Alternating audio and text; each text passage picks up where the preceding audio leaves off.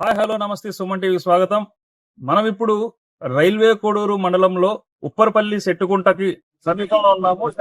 మనం చూసుకున్నట్లయితే జాతీయ రహదారి 716 వద్ద గత రాత్రి 12 గంటల ప్రాంతంలో నిలబడి ఉన్నటువంటి లారీని ఇంకొక లారీ వచ్చి గుద్దడం, అలాగే ఒక ద్విచక్ర వాహనదారుడు కూడా కనిపించకుండా ఉన్నటువంటి లారీ గుద్దడం కూడా జరిగిందని చెప్పేసి కొంతమంది చెప్పడం జరిగింది.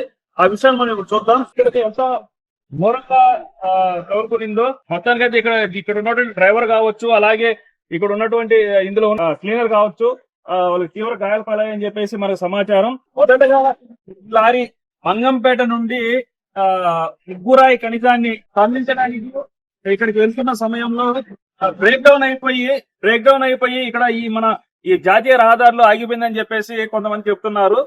ఇక్కడ చూసుకున్నట్లయితే ఇది మన చెన్నై వరకు వెళ్తున్నటువంటి 716 రహదారిలో ఈ లారీ అయితే ఆగిపోవడం జరిగింది. ఇదే లారీలో ఏ లారీ అయితే బ్రేక్ డౌన్ అయిపోయి ఈ రహదారిలో ఆగిపోయిందో ఈ లారీలో మనం చూసుకున్నట్లయితే ఇక్కడ ముగ్గురు అయితే ఉంది. మంగంపేటకు లోడింగ్ చేసుకొని చెన్నైకి వెళ్తుందో లేకపోతే ఇంకెక్కడ ఏ ప్రాంతానికి అయితే తెలియదు, కానీ మొత్తానికి అయితే మాత్రము హెవీ లోడ్ తో అంటే అధిక లోడ్ తో అంటే 40 టన్నులు 45 టన్నులు ఉండాల్సినటువంటి పరిమితికి మించి 60 కావచ్చు, 70 కావచ్చు, లేకపోతే 55 కావచ్చు, ఏదేమైనప్పటికీ కూడా పరిమితికి మించి అధిక లోడుతో ఇక్కడ బ్రేక్ డౌన్ అయిపోవడము, తద్వారా ఇంకొక లారీ దాన్ని ఢీకొనడము.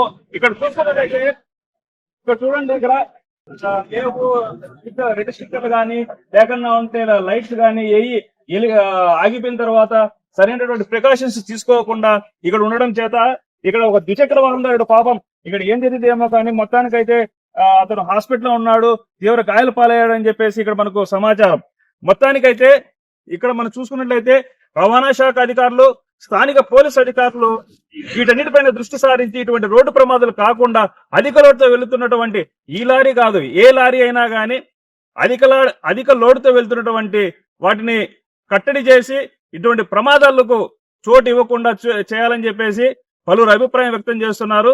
అధిక లోడ్లు కావచ్చు, అలాగే ఎటువంటి ధృవపత్రాలు లేకుండా ఎన్నో లారీలు, ఎన్నో రవాణా చేసేటువంటి వాహనాలు నిత్యం ఇదే రోడ్డు వైపు వెళ్తున్నాయి. ఎన్నో ప్రమాదాలు గురవుతున్న నేపథ్యంలో మన రవాణా అధికారులు కావచ్చు, అలాగే స్థానిక పోలీసు అధికారులు కావచ్చు, వీళ్ళంతా కూడా క్షుణ్ణంగా పరిశీలించి ఇక్కడ ఉన్నటువంటి బాలపల్లి చెక్ పోస్ట్ వద్ద కావచ్చు ప్రతి పత్రాన్ని పరిశీలించి అనుమతి లేనటువంటి వాహనాలను సీజ్ చేసే విధంగా చర్యలు చేపట్టాలి.